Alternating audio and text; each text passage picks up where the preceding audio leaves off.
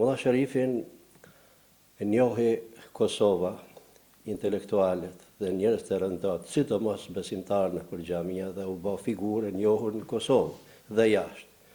Po ma shumë të gjithë shqiptarët, kudo që janë, ishte përkthimi i Kuranit, që më i thamë një prej përkthimeve më të parat dhe ai që e bëri që edhe të ribotohet 1 milion ekzemplar, do thot ish një përkthim i përshtatshëm në kohën që ai ishte.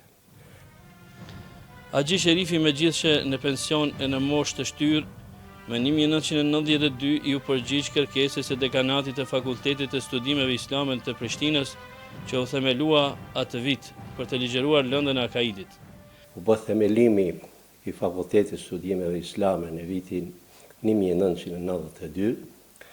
Mbështetja e jonë për kuadra ishte një prej figurave që neve na jep ke kuraja që të kemi fakultet me kuadra që i përkasin. Dhe një prej tyne ishte Mulla Sherifi, alimi, mudarrisi, dietari në trojet shqiptare.